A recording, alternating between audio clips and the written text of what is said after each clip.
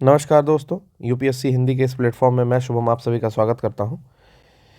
तो चलिए दोस्तों, इस लेक्चर सीरीज़ में हम लोग आगे की ओर चलते हैं और हम फिज़िक्स का लेक्चर कर रहे हैं जिसमें हमने कार्य के बारे में पढ़ा है और अब एनर्जी के बारे में और ऊर्जा के बारे में पढ़ने की कोशिश करते हैं। रोज़ की तरह मैं फिर से ये कह देना चाहता हूँ कि अगर आप सीरियस कैंडिडेट्स नहीं हैं और केवल मज़ा लेने के लिए आप लेक्चर ओपन करते हैं तो प्लीज़ उतना भी मत करें।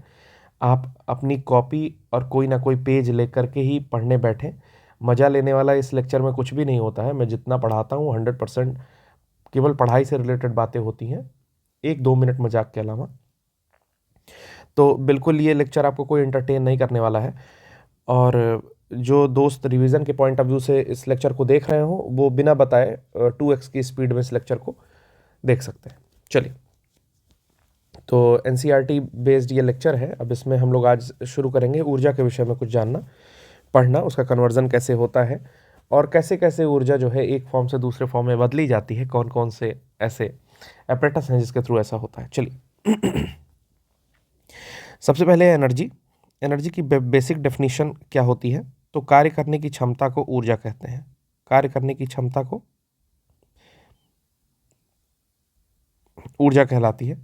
इसका जो मात्रक होता है, यूनिट जो होती है इसकी सेम होती है, जो मैंने जूल, ठीक है ना, अर्ग जो 10⁻⁻7 जूल होती है। ठीक, मैंने जब लास्ट लेक्चर लिया है तो उसमें ये चीज़ डिस्क्रिप्शन मतलब डिस्क्राइब की हुई है। तो आप देख सकते हैं वर्क की जो जो यूनिट है वो ऊर्जा की भी यूनिट होगी। तो जब भी हम कोई काम करते हैं, कोई भी काम आप कर रहे हो, आप रनिंग कर रहे हो, ठीक है ना, आप चल रहे हो या फिर आप कोई और काम कर रहे हो, ठीक है, साइकिल चला रहे हो या जो भी काम कर रहे हो, ठीक, डेली रूटीन का कोई भी काम आप कर रहे हो, आपको उसमें क्या होता है, थकान होने लगती है कुछ टाइम बाद, और उतना ही देर तक कर पाओगे जितनी ऊर्जा शरीर में होगी। जब ऊर्जा नहीं होगी तो आपको थकान महसूस होगी, फिर नींद आएगी, ठीक है। तो ये ऊर्जा है, और ऊर्जा जो होती है वो कभी नष्ट नहीं हो सकती। ये आपका फर्स्ट लॉ ऑफ थर्मोडायनेमिक्स भी कहता है, ठीक ना, ठीक ना। थर्मोडायनेमिक्स भी कहता है, फर्स्ट लॉ ऑफ थर्मोडायनेमिक्स क्या कहता है कि ऊर्जा को एक रूप से दूसरे रूप में तो रूपांतरित किया जा सकता है, बट जब जो टोटल क्वांटिटी होती है, जो नेट एनर्जी है, मैं इसको नेट नेट इसको समझिए, नेट से दिखा रहा हूँ, जो नेट एनर्जी है, ई फॉर एनर्जी, जो नेट एनर्जी है वो क्या है, कांस्टेंट है। वो क्या है, कांस्टेंट, ठीक ना। जो एनर्जी का डिफरेंस आएगा वो क्या आएगा, हमेशा जीरो रहेगा, या नेट एनर्जी जो है कांस्टेंट रहेगी, ठीक है। जैसे मान लीजिए कि आप कोई काम कर रहे हैं, सपोज करिए कि आप साइकिल चला रहे हो, ठीक है ना, कुछ एनर्जी आप उस साइकिल को दे रहे हो, साइकिल मूव कर रही है उसके रिस्पेक्ट में, और आप कह रहे हो कि सर साइकिल उतनी नहीं मूव कर रही है जितना मैं एनर्जी लगा रहा हूँ। दैट मीन्स कि कहीं ना कहीं टायर और रोड के बीच में फ्रिक्शन लग रहा होगा। फ्रिक्शन भी मैंने कल के लेक्चर में लिया है। तो कहीं ना कहीं फ्रिक्शन लग रहा होगा। तो फ्रिक्शन जब लग रहा होगा तो यहाँ पर क्या उत्पन्न हो रहा होगा, ऊष्मा उत्पन्न हो रहा होगा। क्या उत्पन्न हो रहा होगा, ऊष्मा या हीट उत्पन्न हो रहा होगा, ठीक। तो ये एनर्जी क्या हुई, ये जो आपकी मैकेनिकल एनर्जी है जो चल रहा है मोशन में, यानी कि जो गतिज ऊर्जा है, मूविंग बॉडी के साथ जो गतिज ऊर्जा है वो किस में बदल जा रही है, हीट एनर्जी में बदल जा रही है, ठीक है ना। और वो आप कहोगे कि वो एनर्जी लॉस हो रहा है, लॉस तो हो रहा है बट वो कन्वर्ट हो जा रहा है बेसिकली। वो पूरी तरह काइनेमेटिक एनर्जी में नहीं, काइनेटिक एनर्जी में नहीं कन्वर्ट हो रहा है, बट थोड़ी सी वो हीट एनर्जी में भी कन्वर्ट हो जा रही है, ठीक है ना। तो एनर्जी का कन्वर्जन होता है एक रूप से दूसरे रूप में। जो टोटल एनर्जी रहेगी आपके पूरे सराउंडिंग की, ऐसे कह लीजिए कि पूरे यूनिवर्स की, वो कंजर्व रहेगी, ठीक। तो हमेशा एक बात याद रखनी है कि पूरे यूनिवर्स या अंतरिक्ष की जो ऊर्जा है, ठीक ना, वो क्या रहेगी, कंजर्व रहेगी, यानी कि संरक्षित रहेगी। ऊर्जा को पैदा या नष्ट नहीं किया जा सकता, ओके। चलिए, दो मुख्य रूप है जो इस लेवल पे आपको पढ़ना है। ऐसे तो न्यूक्लियर एनर्जी और एटॉमिक लेवल पर जाने पर बहुत सारी अन्य एनर्जीज भी आती हैं, ठीक ना, लेकिन अभी आपको केवल दो मुख्य ऊर्जा का रूप पढ़ना है, जिसमें पहला है आपका गतिज ऊर्जा, यानी कि किसी वस्तु के गतिमान होने की अवस्था में उसके पास जो ऊर्जा होती है वो गतिज ऊर्जा है। जैसे बंदूक से निकली हुई गोली में बहुत ज़्यादा एनर्जी होती है, इसलिए हमारे शरीर पर लगने के बाद वो अंदर की ओर चली जाती है, ठीक है ना। उसके पास गतिज ऊर्जा होती है, जिसको हम लोग दिखाते हैं 1/2 mv², यानी कि द्रव्यमान गुड़े उसके पास जो वेग है, ठीक ना, उसके ऊपर घात 2, यानी कि घात 2 का मतलब हुआ कि वेग, 1 सेकेंड, वेग का गुणा करेंगे, ठीक ना, तो वेग की घात 2 लगा देते हैं इस तरह, ठीक है ना, और 1/2। इससे दिखाते हैं काइनेटिक एनर्जी या गतिज ऊर्जा को। ठीक, तो पहला तो ये है। दूसरा कि कोई वस्तु स्थिर रूप से रखी हुई है, सपोज करिए एक वस्तु यहाँ रखी हुई है ज़मीन पर और एक वस्तु इतनी ऊपर रखी हुई है इस पोल पर, ठीक है ना, तो किसके पास अधिक ऊर्जा होगी? ऑब्वियसली इसके पास अधिक ऊर्जा होगी, क्योंकि ये गिरेगी तो ज़मीन पर ज़्यादा इम्पैक्ट करेगी। तो ऐसे समझने के लिए बस बता रहा हूँ। तो यानी कि इसके पास अधिक ऊर्जा है। ऐसी स्थिति में इसको कहते हैं स्थितिज ऊर्जा, यानी कि वस्तु अपनी स्थिर अवस्था में है तो उसके पास जो ऊर्जा संरक्षित है उसको कहते हैं स्थितिज ऊर्जा। इसका जो फॉर्मूला होता है, बेसिकली आपको फॉर्मूला ध्यान नहीं देना है बट मैं बता दे रहा हूँ आपको, होता है वो होता है मास यानी कि द्रव्यमान गुणे गुरुत्वीय त्वरण गुणे एच। एच क्या है? वो ऊंचाई जमीन से जहां पर वो वस्तु रखी गई है, ठीक है ना, mgh में दिखाते हैं। अब ये जो पोटेंशियल एनर्जी होती है यही फिर फर्दर अलग अलग रूप में बदल जाती है। जैसे स्प्रिंग के साथ रहेगी तो स्प्रिंग एनर्जी आप उसको कहते हो, ठीक है ना, स्ट्रेन एनर्जी कहते हो। जैसे मान लीजिए कि कोई स्टील रूल है, स्टील की इंच पटरी है, उसको क्या किया कि आपने अपनी ओर खींच लिया और थोड़ी देर बाद छोड़ दिया, ठीक है, तो क्या होता है उसमें थोड़ा सा स्ट्रेन आया और आपने छोड़ दिया तो उसको स्ट्रेन एनर्जी बोलते हैं। इसी तरह जब arrow and bow and arrow जो होता है, मतलब तीर धनुष जो है, तीर धनुष में भी जो तीर कमानी पर लगा के आप खींचते हैं तो उसमें स्ट्रेन एनर्जी संचित हो गई, वो भी स्थितिज ऊर्जा का ही एक रूप है। और जब आप छोड़ते हैं तो उसी ऊर्जा से फिर तीर दूर चली जाती है, ठीक। तो ये ऊर्जा का एक से दूसरे रूप में रूपांतरण है। उसके साथ वाइब्रेशनल एनर्जी होती है, जैसे एटम्स जो है वाइब्रेट करते हैं। जैसे मान लीजिए कि ये पूरा जो एयर है ना, इसको आप छोटे छोटे ऐसे गोलों से भरा हुआ मानिए, इन्हीं को कहेंगे एयर मॉलिक्यूल्स, ठीक है ना। ऐसे ऐसे गोले पूरे आपके एटमॉस्फेयर में भरे हुए हैं। तो ये क्या करते हैं? वाइब्रेट करते हैं। वाइब्रेट मतलब कंपन कर रहे हैं, ये इधर उधर धीरे धीरे कंपन कर रहे हैं, ठीक है ना। और शायद वही एक माध्यम होता है जिस कारण, जैसे मान लीजिए हमने कुछ बोला, वो अणु एक दूसरे से कंपन करते हुए लड़ते हैं हमारे मुख की एनर्जी जो निकल रही है उसको लेकर के, और आपके कर्ण पटल तक के जो अणु है वहां तक 1 सेकंड में पहुंचा देते हैं, अगर आप ऑडिबल हो, नजदीक खड़े हो तब, ठीक है ना। और होता क्या है कि जब वो एनर्जी वहां से वहां तक नहीं पहुंच पाती, जैसे मान लीजिए सपोज करिए आप बहुत दूर खड़े हो, ठीक है, और मैं यहां से बोल रहा हूं, तो जब एनर्जी लॉस हो जाएगी तब आपको सुनाई नहीं देगा। बट अगर कोई डेंस मीडियम है, यानी कि सघन माध्यम है, सपोज करिए जैसे मैंने ये जो फोटो बनाई है, ये जो मैंने फोटो बनाई है बहुत ही डेंस बनाई है, यानी कि एक अणु दूसरे अणु के बगल में बिल्कुल ऐसे ऐसे लगे हुए हैं। ऐसी स्थिति में क्या होगा? आप जो भी यहां अपने मुंह से बोलोगे, ठीक है ना, आप जो भी यहाँ अपने मुंह से बोलोगे वो यहाँ जो व्यक्ति कान लेकर के खड़ा है उसके कान में पहुंच जाएगा, चाहे फिर डिस्टेंस जितनी भी दूर हो। तो इसको बोलेंगे सघन माध्यम, बहुत ही डेंस है ये। और रेयरर क्या होता है या विरल क्या होता है कि अणु दूर दूर हो, एक दूसरे से काफ़ी दूर हो, तो आप बोलोगे तो फिर ये वाइब्रेट करेगा, इससे टकराएगा, तो फिर ये वाइब्रेट करेगा, फिर इससे टकराएगा, और हो सकता है कि इसकी एनर्जी लॉस हो जाए, इससे टकरा ही ना पाए, तो वो चीज़ें वहाँ तक किसी अन्य व्यक्ति के कान तक ट्रैवल नहीं हो पाएंगी, ठीक है। चलिए आगे की ओर चलते हैं समझते हैं कि कन्वर्जन ऑफ एनर्जी क्या होती है। मैं इन चीज़ों को डिलीट कर रहा हूँ, समझाने के लिए बता रहा था। मैं बार बार आपसे कहता हूँ कि मैं ये लेक्चर किसी भी स्किल्ड आदमी के लिए लेकर के नहीं आता हूँ। मैं ऐसे व्यक्तियों के लिए, ऐसे मित्रों के लिए, ऐसे दोस्तों के लिए लेक्चर लेकर के आता हूँ जिनकी स्टार्टिंग हुई है अभी फिज़िक्स पढ़ने की, या जिन्होंने 10+2 या फिर इंटर में या 10th में फ़िज़िक्स नहीं पढ़ी, जो इस बैकग्राउंड के नहीं हैं, उनके लिए लेकर के आता हूँ। और बिल्कुल उन मित्रों का भी स्वागत है जिन्होंने पढ़ तो रखी है लेकिन वो किसी चीज़ को क्या बोलते हैं, अंडर एस्टिमेट किए बिना सीखना चाहते हैं, कुछ भी सीखना चाहते हैं या रिवाइज करना चाहते हैं, तो उनके लिए है, ठीक है।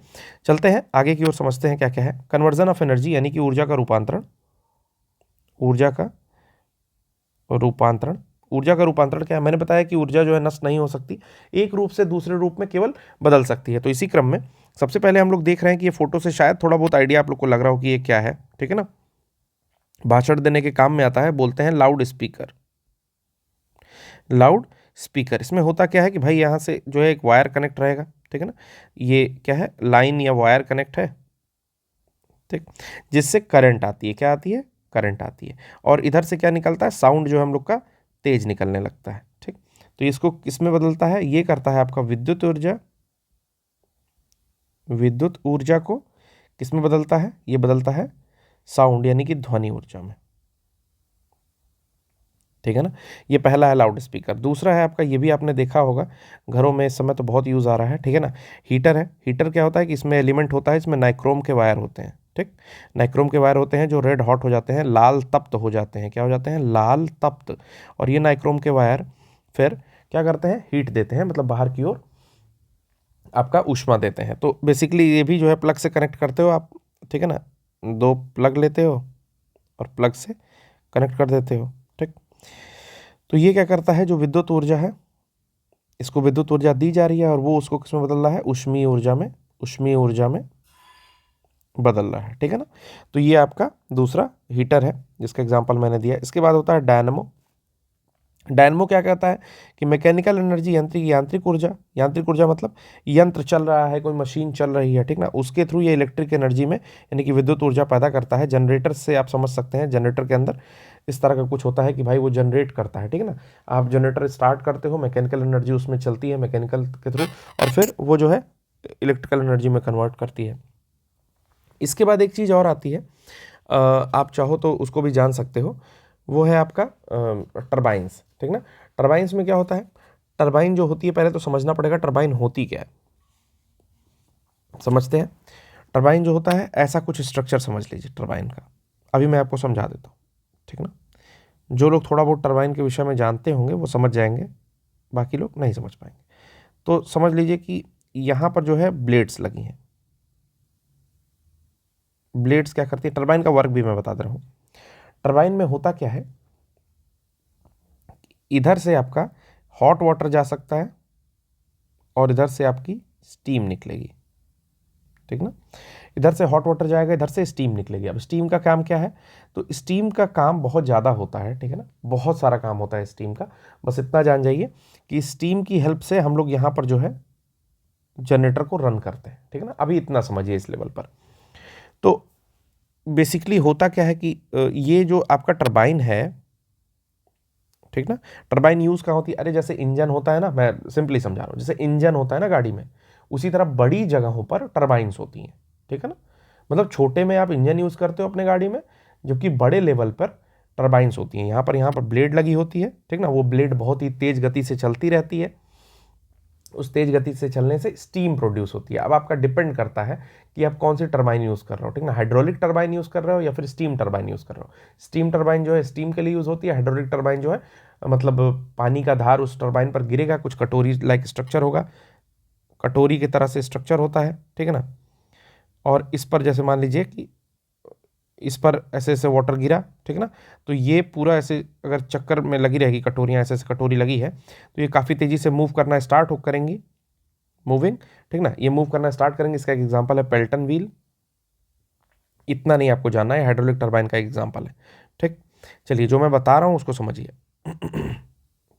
तो बेसिकली काम क्या है टरबाइन का वो समझिए। हाँ, तो टरबाइन कैसे चलेगी? टरबाइन को चलाने के लिए कोई ना कोई एक एनर्जी चाहिए, तो ये है आपका मैकेनिकल एनर्जी। क्या कर रही है? ब्लेड का घूमना is a mechanical energy, blade घूम रहा है तो मैकेनिकल एनर्जी होती है, और ये प्रोड्यूस करती है आपकी इलेक्ट्रिसिटी। क्या प्रोड्यूस करती है? इलेक्ट्रिसिटी, यानी कि विद्युत ऊर्जा। ठीक। इसके अलावा मैंने आपको ये बता ही दिया है, पहला जो मैंने लाउड स्पीकर बताया है, सेम सिद्धांत पर आपका माइक्रोफोन भी वर्क करेगा, माइक्रोफोन। ठीक। चलिए, मैं एक आप यहाँ पर लिख दे रहा हूँ। अगर आप मेरा लेक्चर सच में देख रहे हो तो आप मुझे बताना कि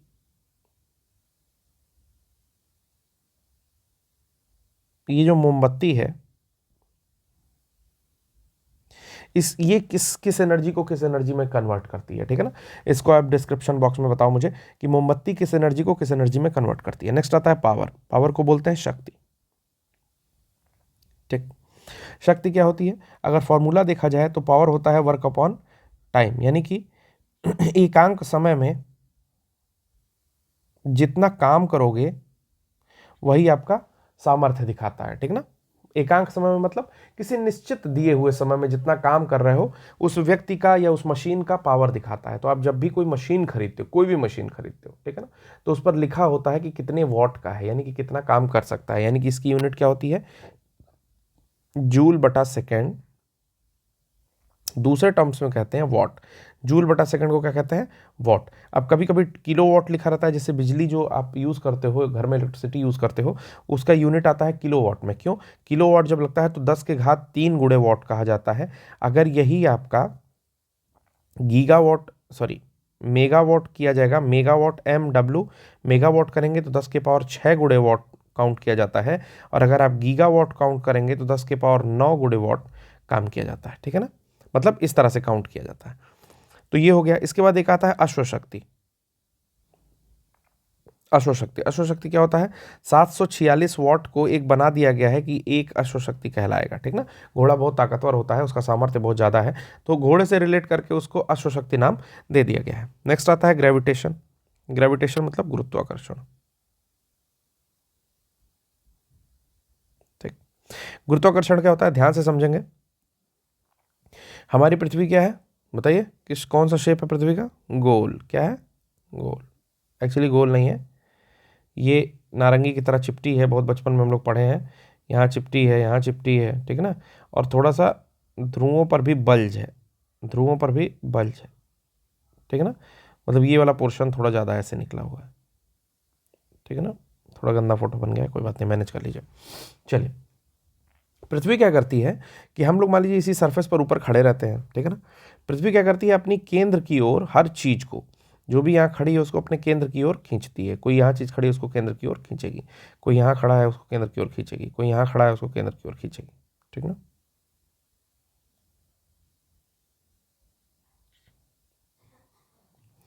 ठीक ना? कोई पहाड़ है यहाँ पर, उसको केंद्र की ओर खींचेगी, अपने केंद्र की ओर खींचती है।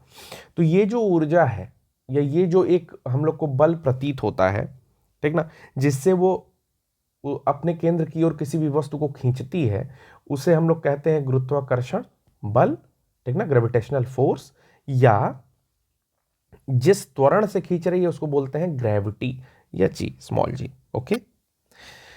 अब एक चीज और है कि जब कोई वस्तु गिरती कैसे है, तो ये है पीसा की झुकी हुई मीनार।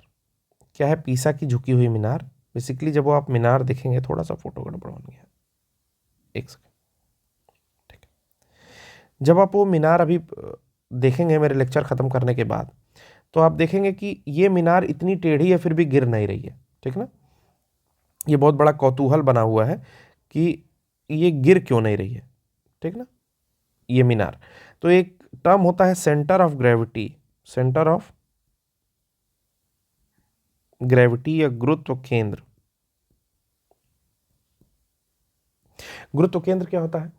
प्रत्येक वस्तु जो होती है वो सेंटर ऑफ ग्रेविटी या गुरुत्व केंद्र जो है अपने मतलब उसके आसपास में होता है। जब वो गुरुत्व केंद्र उस वस्तु के परिधि से बाहर चला जाए, सपोज करिए ये इस पीसा की मीनार, पीसा की मीनार, इसको सर्च कर लीजिएगा यूट्यूब पे, पीसा की मीनार का गुरुत्व केंद्र है। अगर ये गुरुत्व केंद्र इस पीसा की मीनार के बेस से बाहर चला जाए, कहीं यहां आ जाए, ठीक है ना, तो ये पीसा की मीनार गिर जाएगी। परंतु जब तक ये गुरुत्व केंद्र इस पीसा की मीनार के अक्ष के, मतलब ये जो बेस है उसको क्रॉस करता हुआ जा रहा है, तब तक ये मीनार नहीं गिर रही। तो यही कारण है कि पीसा की मीनार नहीं गिर रही है।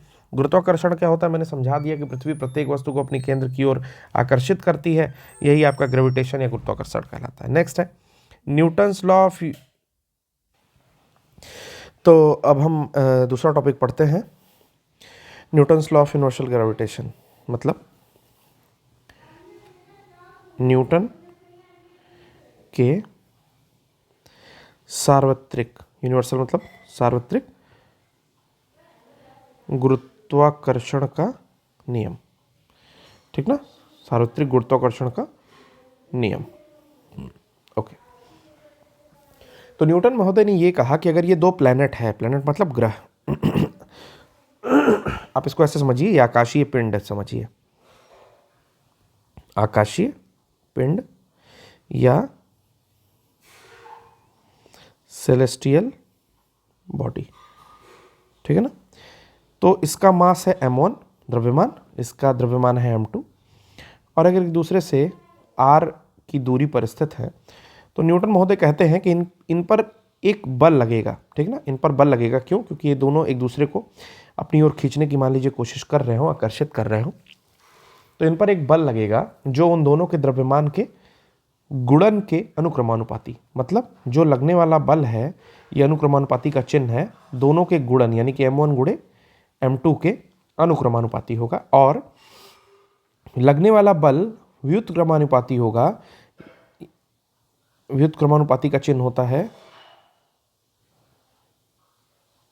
1/में लिखना है, ठीक है ना। व्युत्क्रमानुपाती होगा इनके बीच की दूरी के वर्ग के, यानी कि r के स्क्वायर के, ठीक ना। ये न्यूटन महोदय ने ये दो बात बताई, तो उनके अनुसार जब इन दोनों अनुक्रमानुपाती और व्युत्क्रमानुपाती को एक ही फॉर्मूले में मर्ज कर दिया जाता है तो हो जाता है F is proportional to m1 m2 बटा r स्क्वायर। ओके, और इसी को एक नियतांक मैनेज करता है बराबर करने के लिए, किसी एक अक्षर का गुणा किया जाता है यहाँ पर, ठीक है ना, इस जगह पर, जिसको कहते हैं g। तो g m1 m2 by r square, ये फॉर्मूला होता है आपका Newton's law of universal gravitation को। अब जो g है, ये g इसकी यूनिट होती है newton metre square kilogram square, तो इसको याद रखेंगे, ठीक है, क्योंकि जब विमाएं पूछता है तो कभी कभी जी की विमा भी पूछता है। जी को ही कहते हैं सार्वत्रिक गुरुत्वाकर्षण नियतांक, और इसका मान होता है 6.67 10 power -11 newton metre square by kg square. Okay, तो ये भी याद रख लेंगे चाहेंगे तो, ठीक है। तो यानी कि मैंने बताया कि दो आकाशीय पिंड अगर हैं तो उनके बीच में एक बल लगता है, वह बल दोनों के द्रव्यमान के गुणन के अनुक्रमानुपाती और उनके बीच की दूरी के व्युत्क्रमानुपाती, उनके बीच की दूरी के वर्ग के व्युत्क्रमानुपाती, उनके बीच की दूरी के वर्ग के व्युत्क्रमानुपाती होता है। और इसको जो एक कांस्टेंट मैनेज करता है उसे सार्वत्रिक गुरुत्वाकर्षण नियतांक कहते हैं। इसका मान 6.67 10 पावर -11 न्यूटन मीटर स्क्वायर पर kg स्क्वायर होता है। अगर इसका विमा निकालने की कोशिश करें तो आपको पता है कि mLt-2 जो न्यूटन के लिए लिखी जाती है, ये मीटर में है तो इसको L2 लिखेंगे, ठीक है ना, और फिर ये kg में है तो इसको m2 लिखेंगे। जब ये फाइनल होगा यानी कि ऊपर जाएगा तो ये 2 ऋण में हो जाएगा, इसके पास 1 है जो धन में है, तो जो विमा आएगी वो आएगी m-1 L3 and t-2। Okay, चलिए आगे चलते हैं। अगला आता है द्रव्यमान तथा भार में क्या अंतर है, ठीक है ना, समझेंगे। मास मीन्स द्रव्यमान एंड वेट मीन्स भार। तो पहली चीज तो ये समझनी है कि द्रव्यमान क्या होता है। द्रव्यमान मतलब कोई भी, सपोज करिए कोई वस्तु है, ठीक है ना, इसका जो भी, इसमें जो भी द्रव्य है यानी कि जो भी मैटर है, जिस चीज से ये कंपोज्ड ऑफ है, जिस चीज से ये मिलकर बनी है, ठीक ना, उसका कुछ ना कुछ तो मान होगा। तो जो मान होता है उसी को द्रव्यमान कहते हैं। ये इसका डेफिनेशन है, ठीक। अब दूसरा क्या है कि ये जो वस्तु थी सेम वस्तु है वही यहां पर भी, लेकिन इसको जो है पृथ्वी अपने केंद्र की ओर, अगर ये पृथ्वी का केंद्र है और ये वस्तु पृथ्वी के केंद्र पर कहीं मतलब पेरिफेरी पे कहीं रखी है, तो पृथ्वी इसको जिस बल से अपनी ओर खींचेगी उसे क्या बोलते हैं, वेट या भार बोलते हैं, ठीक है ना। दूसरा जिस पर आधारित हमेशा प्रश्न पूछता है, ये महत्वपूर्ण है, ठीक है, द्रव्यमान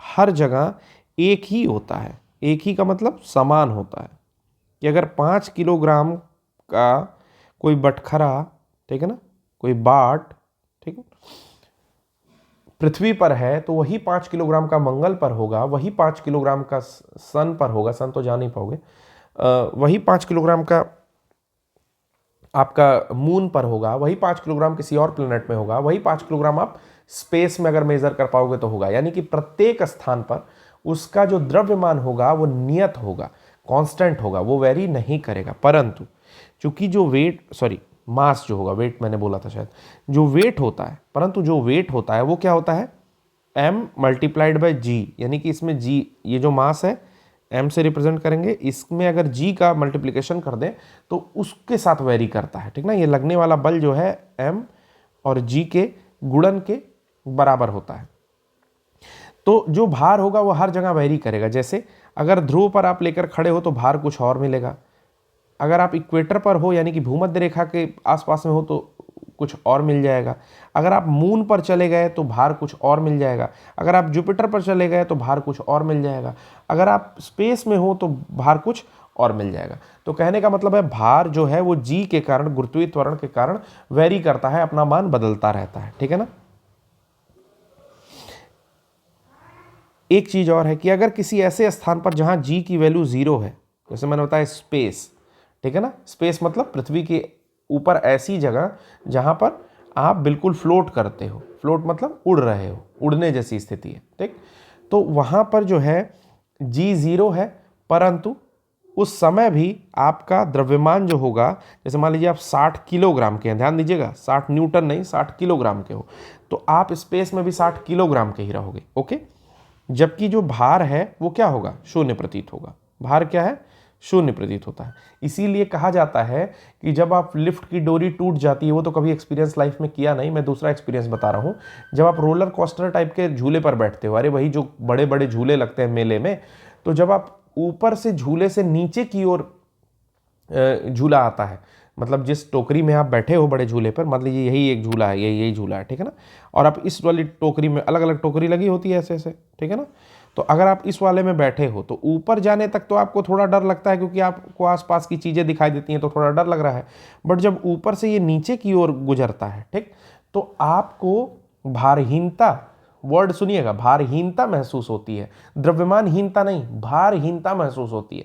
तो ऐसी भारहीनता की स्थिति में आपकी तशरीफ जहां रखी हुई है, जिस टेबल पर या जिस कार्डबोर्ड पर जो भी बैठने के लिए उसने सिटिंग टाइप का दिया है, ये भी उसी गुरुत्वीय त्वरण से नीचे आएगा और आप भी उसी गुरुत्वीय त्वरण से नीचे आएगा। तो रिलेटिव वेलोसिटी, यानी कि इसकी v1 है, इसकी v2, तो इन दोनों में रिलेटिव वेलोसिटी शून्य महसूस होगी, यानी कि आपको लगेगा आप फ्री फॉल कर रहे हो, आप मुक्त रूप से गिर रहे हो, ठीक। तो आप क्या होते हो, बहुत ज़्यादा, एक वर्ड क्या होता है, ठीक ना, वही मतलब, ठीक है ना, एक वर्ड क्या होता है, ठीक है, चलिए जो भी होता है, आप उस तरह का मतलब महसूस करने लगते हो, चलिए थ्रिलिंग टाइप का महसूस करते हो, एकदम रोमांचित हो जाते हो, ठीक। तो आशा करता हूं कि आपको वेट और मास के विषय में कुछ कुछ चीज़ें बताया हूं। उसके बाद एक चीज़ और है कि जो वेट होगा वो एक सदिश होगा, क्या होगा, वेक्टर होगा, ठीक। क्यों, क्योंकि ये लगेगा हमेशा towards the centre, towards the centre, और मास जो होगा वो एक स्केलर होगा, अदिश होगा। अगला आता है ग्रेविटी। ग्रेविटी के बारे में जानते हैं कि जो गुरुत्वीय त्वरण, या ये मैंने जी लिख रखा है, अगर आपको नहीं समझ में आ रहा है तो मैं ऐसा जी भी कर सकता हूँ जैसा आपको बेटर महसूस हो, ठीक है ना, ठीक, ये सब जी वही है, ठीक है, समझ लीजिएगा। तो जो आपका गुरुत्वीय त्वरण होता है वो वेरी करता है, किसके थ्रू वेरी करता है, तो एक फॉर्मूला लिखा है जिसको आपको याद नहीं करना है, लेकिन आपको ध्यान जरूर रखना है। अगर ये फॉर्मूला बस आप ध्यान रखोगे ना तो आपको आंसर करने में कोई प्रॉब्लम नहीं होगी। जैसे इसमें लिखा हुआ है g dash is equals to g minus r omega square cos square lambda, इस अक्षर को लेमडा बोलते हैं, लेमडा, ठीक है ना। तो बस इसको याद करना है, क्या कह रहा है कि जो वास्तविक जी है उसमें से कुछ तो एक राशि घट रही है, कुछ तो एक राशि घट रही है, राशि अभी मत याद रखिए आप, ठीक। तो जी डैश का मान जी में से कुछ घटाना है, ऐसा कुछ फॉर्मूला है, ठीक। मैं कहता हूं कि कॉस लेमडा जो है लैटिट्यूड ऑफ अर्थ है, लैटिट्यूड मतलब अक्षांश, देशांतर, तो उसमें लैटिट्यूड होता है अक्षांश, ठीक है। अब देखिए अक्षांश क्या होता है कि कोई भी बिंदु, सपोज करिए ये बिंदु है, तो ये पृथ्वी के केंद्र पर जो एंगल बनाता है, ठीक ना, ये उसका क्या कहलाता है, अक्षांश कहलाता है, ठीक। अब मैं दो स्थिति ले रहा हूं, एक तो ले रहा हूं आपका इक्वेटर, मतलब कोई बिंदु यहां स्थित है, ठीक है, तो ये पृथ्वी के केंद्र पर कितना कोण बनाएगा, शून्य बनाएगा, कितना बनाएगा, शून्य बनाएगा, देखिए यहां पर लिखा हुआ है। तो लेमडा की वैल्यू क्या होगी, 0 होगी। और अगर कोई वस्तु यहां स्थित है तो पृथ्वी के केंद्र पर कितना कोण बनाएगा, बिल्कुल ऐसे बनाएगा, ऐसे का मतलब 90 डिग्री बनाएगा, बनाएगा ना, ठीक है। तो 90 डिग्री बना रहा है, तो दूसरी स्थिति में देखिए, दूसरी स्थिति में मैंने लिखा ही नहीं है, ठीक है ना, दूसरी स्थिति में cos 90 इज इक्वल्स टू 1 लिखा हुआ है, ठीक है, sorry cos 90 is equals to 0, one sec cos 0 is equals to, ओहो क्या कर रहा है भाई, cos 0 इज इक्वल्स टू 1 और cos 90 is equals to 0, okay. तो दोनों स्थिति मैं बताता हूं। अब इस फॉर्मूले को जो मैंने यहां लिख रखा है इसको ध्यान से देखिए, मैं इसी में आपको समझा दूंगा। चलिए पेन मैं चेंज कर लेता हूँ। मैं कह रहा हूँ कि अगर कॉस लेमडा में लेमडा 0 हो यानी कि इसका मान 1 आएगा। इसका मान क्या आएगा?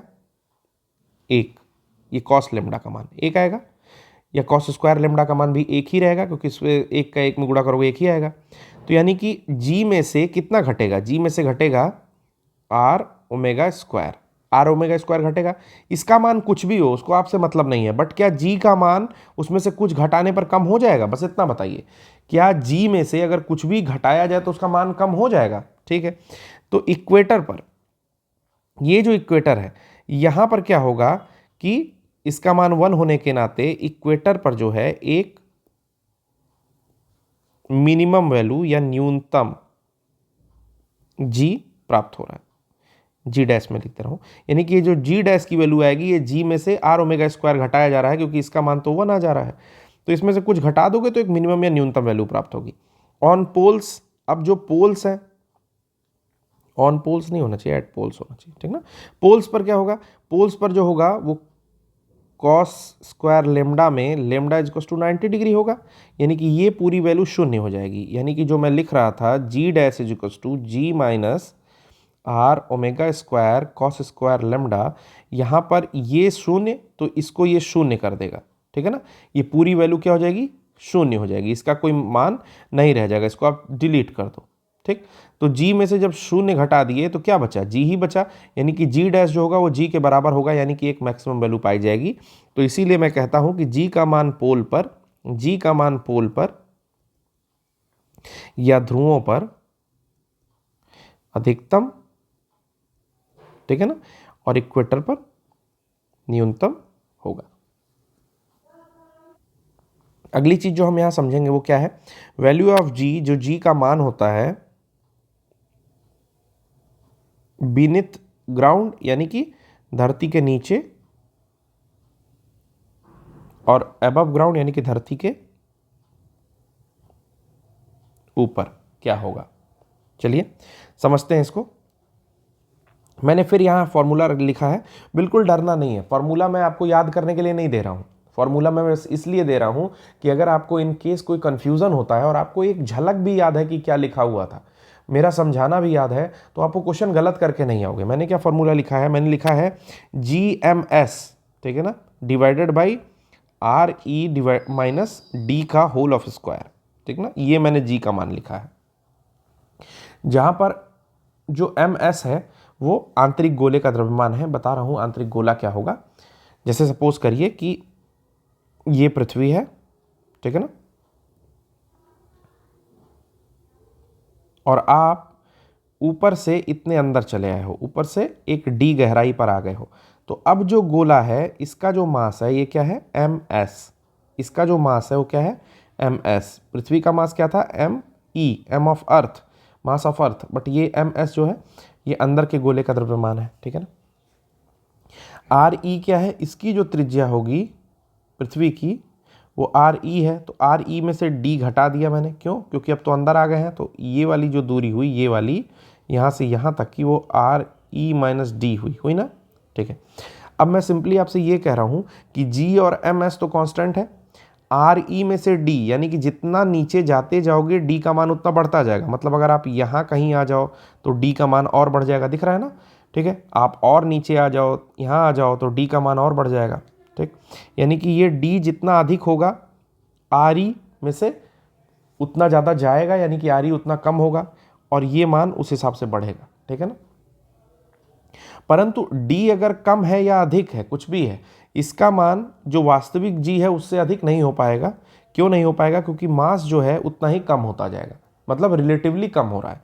सेम इसी तरह ये धरती के नीचे जाने पर, सेम इसी तरह धरती के ऊपर जाने पर ये RE प्लस D हो जाएगा, और ये जो टोटल मान है वो फिर से कम हो जाएगा, ठीक है ना, वो फिर से कम हो जाएगा। तो कहने का मतलब है कि धरती के या ऊपर जाइए या धरती के नीचे जाइए, दोनों स्थिति में G का मान घटता है, ठीक, और G का मान जो मैक्सिमम होता है वो होता है आपकी धरती पर, ठीक। तो इस तरह के प्रश्न भी पूछे जाते हैं। अगला है आपका लिफ्ट। लिफ्ट से रिलेटेड क्वेश्चन अगर पूछे जाते हैं तो केवल और केवल यूपीएससी ज़्यादा प्रेफर कर सकती है। यूपीपीसीएस में रटे रटाए प्रश्न आते हैं। चलिए समझिए लिफ्ट क्या है। जो लिफ्ट आप बहुत खुश होकर के जिसमें बैठते हो उसमें डी एल एम्बर्ट्स का प्रिंसिपल लगता है, तो चीज़ें उल्टी होती हुई दिखाई देती हैं, मतलब अपोजिट होता है, ठीक है ना। मान लीजिए आप यहाँ पर खड़े हो, ठीक है ना, आप यहाँ पर खड़े हो, तो सिंपल सी बात है कि आपका जो भार है वो नीचे की ओर लगेगा, वो mg होगा, और जो इसको बैलेंस करेगा वो एक नॉर्मल रिएक्शन होगा, यानी कि n बराबर mg। नॉर्मल रिएक्शन मतलब समझ लीजिए बस एक प्रतिक्रिया, ठीक है ना। और वही आपका वेट भी दिखाएगा कि ठीक है यही इनका वेट है mg। तो n बराबर mg होता है कब, जब स्टेशनरी यानी कि स्थिर अवस्था में लिफ्ट है, अभी चल नहीं रही है। लेकिन अगर लिफ्ट, अब मैं फोटो मिटा रहा हूँ, पुराने फोटो मिटा रहा हूँ, ठीक है ना, ओके।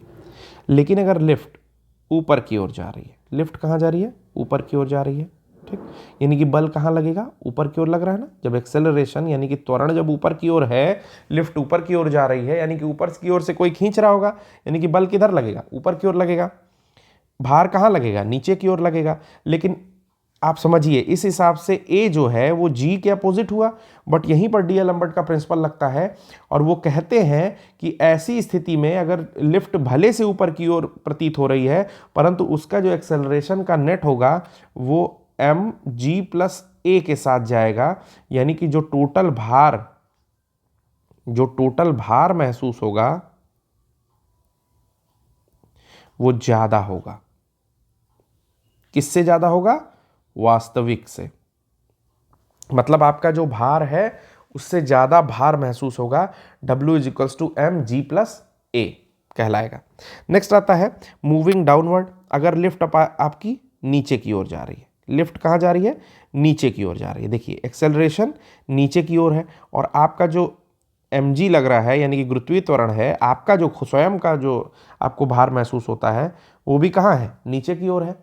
परंतु ऐसी स्थिति में भी, यही है वेटलेसनेस, ऐसी स्थिति में भी आपका जो वेट होगा ना वो क्या होगा, ए जो होगा वो एक्चुअली तो नीचे की ओर आ रहा है, तो फोर्स लगेगा नीचे की ओर, लेकिन जब कैलकुलेट किया जाएगा भार तो वो एम जी माइनस ए की तरह से कैलकुलेट किया जाएगा। इसीलिए आपको थोड़ा भारहीनता लगता है। मतलब आप हो एम जी के, आप कितने वेट के हो, एम जी के हो, लेकिन उसमें से आपको एम ए घटा हुआ प्रतीत होता है, इसलिए थोड़ा सा डर लगता है। इसलिए क्या लगता है, डर लगता है कि मैं जितने भार का हूं उससे हल्का महसूस हो रहा है, ठीक है ना। अच्छा एक चीज और है कि पूरी तरह से वेटलेसनेस कब प्रतीत होगी, जब लिफ्ट की डोरी टूट जाए और आप एकदम फ्री फॉल करने लगो। उसमें कुछ होगा नहीं, आपको ज्यादा चोट नहीं आती है, बट लिफ्ट की डोरी टूट जाए और आप बिल्कुल फ्री फॉल करने लगो, तो उस स्थिति में क्या होगा, आप वेटलेसनेस फील करोगे, ठीक है ना। कि जिस स्पीड से आप गिर रहे हो उसी स्पीड से लिफ्ट गिर रही है। ऐसे समझिए कि मतलब आपका पैर जो है,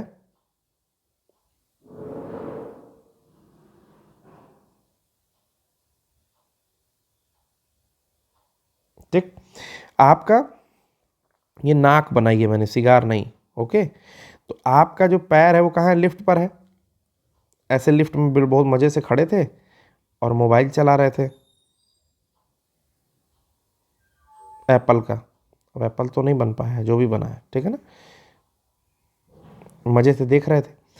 अब आपकी लिफ्ट जो है उसी स्पीड से नीचे आ रही है, आप भी उसी स्पीड से गिर रहे हो, तो आप इस पर खड़े हो ये एहसास आपको खत्म हो जाएगा, ठीक है ना।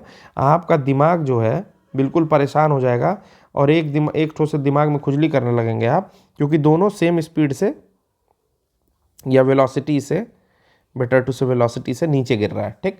तो आपको वेटलेसनेस या भारहीनता की स्थिति समझ में आएगी। नेक्स्ट आता है एस्केप वेलोसिटी। एस्केप वेलोसिटी मतलब होता है पलायन वेग। पलायन वेग क्या होता है देखिए, पलायन वेग होता है पृथ्वी के लिए 11.2 km पर सेकेंड। मतलब एक सेकंड में अगर 11.2 किलोमीटर की गति से कोई वस्तु पृथ्वी के ऊपर आप फेंक दो तो वो कभी लौट करके पृथ्वी पर नहीं आएगी। ध्यान दीजिएगा, अगर मान लीजिए आप, क्या कहते हैं कि कौन कहता है कि बादल में छेद नहीं हो सकता या आसमान में छेद नहीं, सुराख नहीं हो सकता, जो वटवर, कौन कहता है कि आसमान में छेद नहीं हो सकता या सुराख नहीं हो सकता, एक पत्थर तो तबीयत से उछालो। तबीयत से उछालने का मतलब थोड़ा मतलब ढंग से कोई काम करना, तो तबीयत से उछालिए आप। 11.2 किलोमीटर प्रति सेकंड की रफ्तार से एक पत्थर उठा करके आप जो है ऊपर की ओर फेंक दिए। देखिए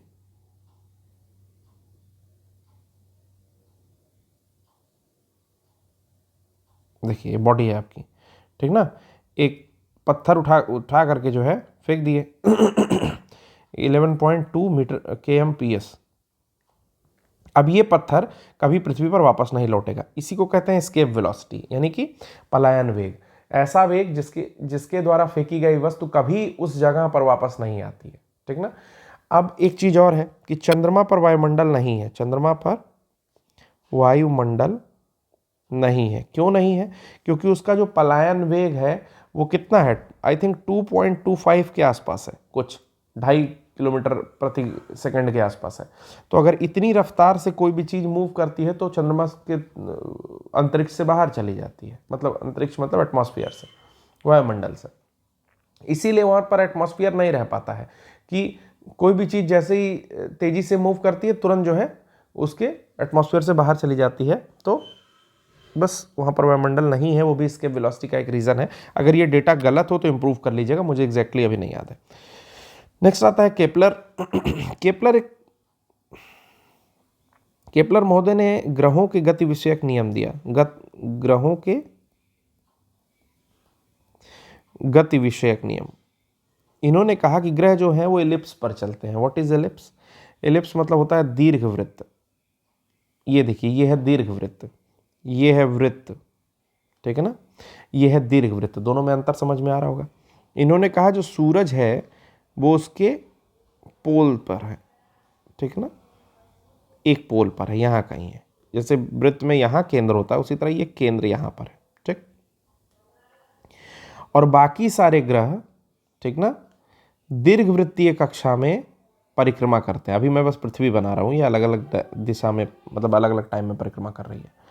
जितने भी ग्रह हैं, जैसे मान लीजिए मैं दूसरा बनाऊं, एक और दीर्घवृत्त बनाऊं, ये दूसरा ग्रह है, मान लीजिए जो है पृथ्वी के बाद मंगल ऐसे परिक्रमा कर रहा है, ठीक। इसी प्रकार सारे ग्रह जो है परिक्रमा करते हैं, जितने भी ग्रह हैं, ठीक है।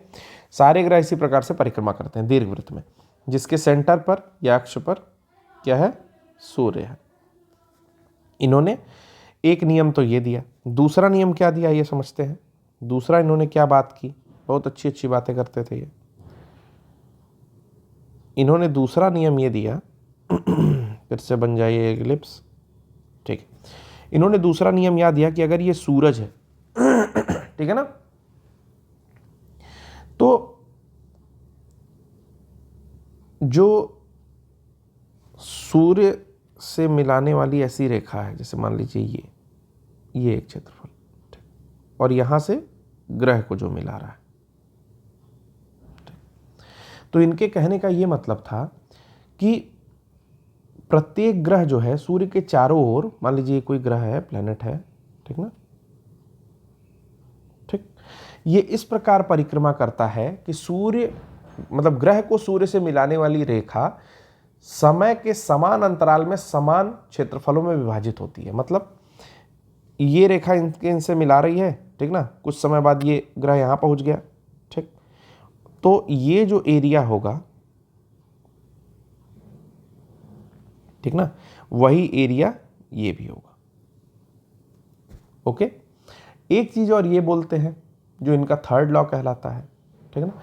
थर्ड लॉ इनका क्या कहलाता है कि जो आपका टी स्क्वायर होता है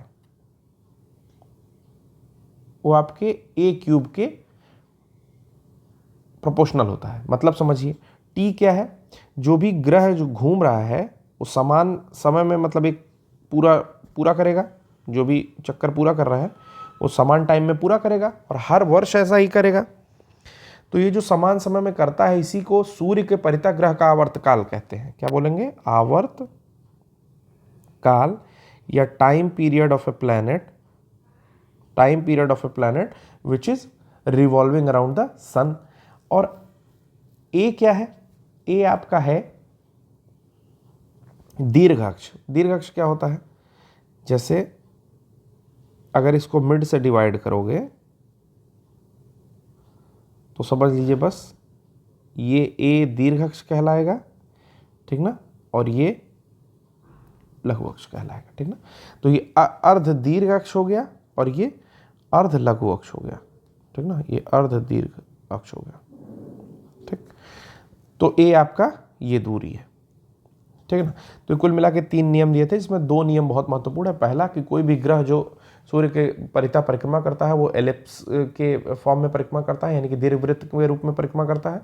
दूसरा दिया था कि जो समय के समान अंतराल में समान क्षेत्रफल जो है ग्रहों द्वारा बनाए जाते हैं। ये जो समान अंतराल में समान क्षेत्रफल है वो कोणीय संवेग के संरक्षण पर आधारित है, बस याद कर लीजिए, इतना फिजिक्स अभी नहीं पढ़ पाएंगे, कोणीय संरक्षण पर आधारित है, ठीक ना। चलिए अगला देखते हैं आर्टिफिशियल सैटेलाइट। सैटेलाइट क्या होती है पहले तो ये समझ लीजिए, फिर आर्टिफिशियल समझते हैं। सैटेलाइट मतलब होती है उपग्रह। जैसे पृथ्वी का कोई उपग्रह है? नहीं है, नहीं है, है क्या है? चंद्रमा, ओके, ठीक है। पृथ्वी का उपग्रह क्या है? चंद्रमा, इसको हम लोग बोलते हैं मून, बट मून को सिंपली उपग्रह के नाम से ही जाना जाता है, तो चंद्रमा को हम लोग मून बोलते हैं। मून मतलब चंद्रमा, बट सबके मून है, ठीक है ना, सबका अपना चंद्रमा है। तो बेसिकली सबकी सैटेलाइट है मून, भारत मतलब सॉरी पृथ्वी का एक, ठीक है। एक चीज और है कि इसके पहले पढ़ते हैं बुध, मतलब सन है, फिर बुध है, फिर शुक्र है। तो इनके मून क्यों नहीं होते हैं? क्योंकि इनके मून जो है वोलाटाइल हो जाते हैं, ठीक है ना, मतलब उड़ जाते हैं, वाष्प बन जाते हैं। किससे वाष्प बन जाते हैं? ये जो सन है इतनी तेज रोशनी है इनकी, और ये लोग इतने नज़दीक हैं कि इनके सारे मून जो है हवा बन जाते हैं, ठीक है ना। मून क्या है कि भाई कुछ बर्फ वर्फ का गोला टाइप का रहा होगा इनका, तो नहीं बन पाया, ठीक है। देन पहला आता है आपका चंद्रमा जो पृथ्वी के पास है। इसके बाद मंगल आता है, मंगल का फोबोस और डिमोस है। मैं यहाँ पर मंगल बना दे रहा हूँ। मंगल का जो मून है उसका नाम है फोबोस और डिमोस, ठीक। फिर आता है बृहस्पति, जिसके पास सबसे ज़्यादा क्या बोलते हैं कि सैटेलाइट थे, ठीक ना। इसका सबसे बड़ा एक है, सबसे ज़्यादा थे, अभी नहीं है, अभी शनि के हो गए हैं। इसका एक सबसे बड़ा चंद्रमा है जिसका नाम है गैनेमेड। यूरोपा भी शायद इन्हीं का है, ठीक है ना, यूरोपा, गैनेमेड इत्यादि इत्यादि। तो चलिए इतना नहीं जानना है, बस सैटेलाइट क्या होता है वो मैंने आपको बता दिया। तो आर्टिफिशियल सैटेलाइट क्या होती है कि जब हमने देखा कि चंद्रमा जो है पृथ्वी के ऊपर एक जगह पर स्थिर है, तो वैज्ञानिक लोगों ने सोचा कि क्यों ना हम भी कुछ ऐसा छोड़ें, कुछ ऐसा काम करें कि हम लोग भी प्राकृतिक उपग्रह की तरह, चंद्रमा हमारा प्राकृतिक उपग्रह है, एक आर्टिफिशियल सैटेलाइट बनाए, यानी कि वो भी पृथ्वी के ऊपर कहीं स्थित रहे। हम लोग टीवी वीवी किससे देख सकते हैं? वही आर्टिफिशियल सैटेलाइट्स वहाँ पर छोड़ी गई हैं, वो पृथ्वी के ऊपर चक्कर लगाती हैं।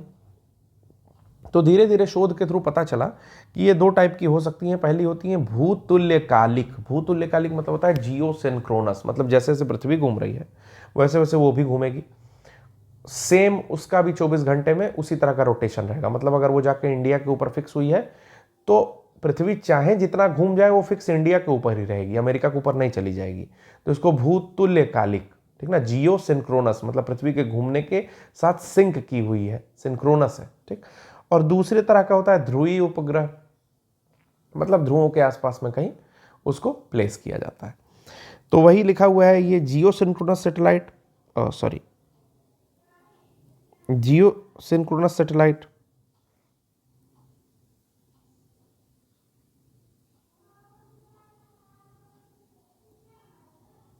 ठीक है, जियो सिंक्रोनस सैटेलाइट,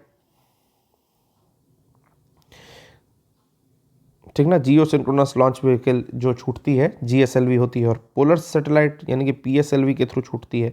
ये लॉन्च व्हीकल्स होती हैं, मतलब जिस गाड़ी के थ्रू छोड़ा जाता है, ऐसे समझिए, जिस गाड़ी के थ्रू लॉन्च किया जाता है। PS मतलब क्या होता है? पोलर सैटेलाइट लॉन्च व्हीकल, और ये मतलब जियो सिंक्रोनस सैटेलाइट लॉन्च व्हीकल, ठीक है ना। तो चलते हैं, देखते हैं क्या क्या होता है। पहला होता है आपका जियो सिंक्रोनस। तो मैंने इसको थोड़ा सा आपको बता दिया कि जियो सिंक्रोनस होता क्या है, कि इसका जो आवर्तकाल रहेगा, यानी कि इसमें जो है जियो सिंक्रोनस में जो छोड़ा जाएगा उपग्रह, उसका जो आवर्तकाल यानी कि टाइम पीरियड रहेगा, यानी कि पृथ्वी के आसपास घूमने का जो भी वो रहेगा, वो क्या रहेगा? उनके घूर्णन आवर्तकाल के बराबर रहेगा, यानी कि पृथ्वी के आवर्तकाल के बराबर रहेगा। TE से दिखा रहा हूँ, T सैटेलाइट को। यानी कि सैटेलाइट जितने समय में घूम रही है उतने समय में पृथ्वी घूमती है। यानी कि अगर उसको भारत के ऊपर, भारत ऐसे नहीं बनेगा, नीचे से बनाते हैं ज़्यादा सही बनेगा, ठीक है ना। अगर भारत के ऊपर कहीं मान लीजिए अंतरिक्ष में कहीं भारत के इस जगह पर अगर छोड़ा गया तो ये पृथ्वी चाहे जितना घूम जाए वो भारत के ऊपर ऐसे ही रहेगा, तो GSLV कहलाता है। इसका आवर्तकाल कितना होगा?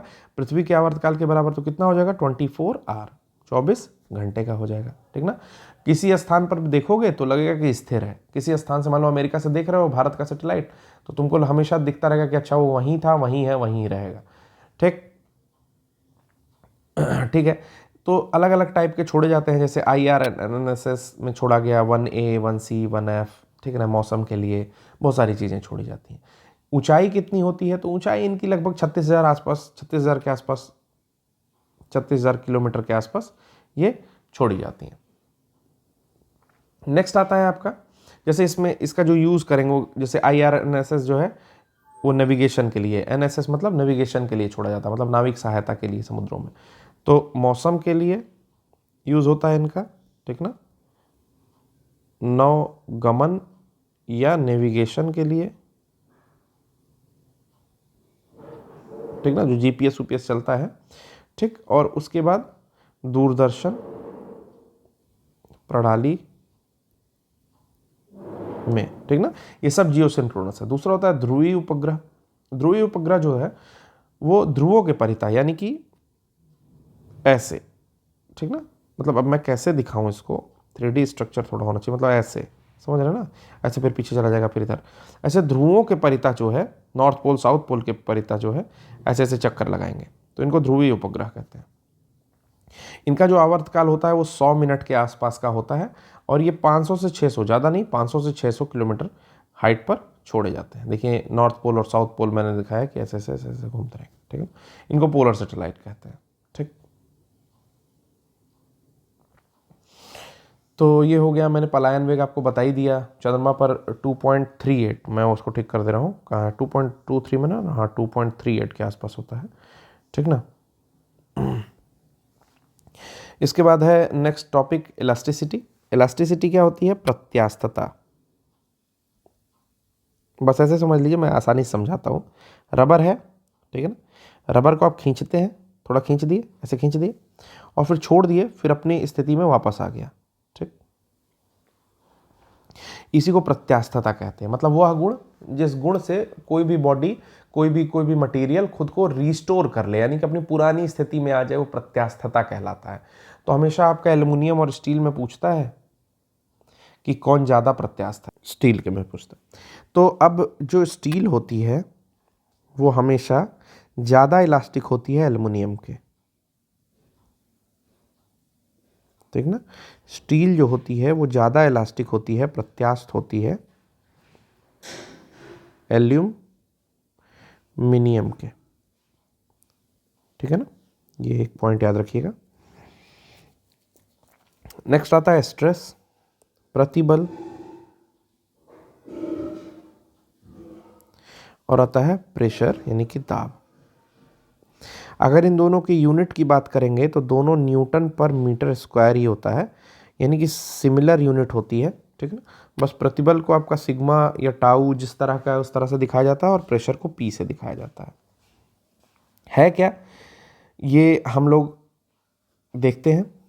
तो स्ट्रेस जो होता है वो इंटरनल प्रॉपर्टी होती है। इन दोनों में डिफरेंस देखिए, यहाँ पर मैं लिखता हूँ प्रतिबल या स्ट्रेस, और यहाँ मैं लिखता हूँ दाब या प्रेशर, ठीक है ना। पहला कि ये इंटरनल प्रॉपर्टी है, आंतरिक गुण है, आंतरिक गुण।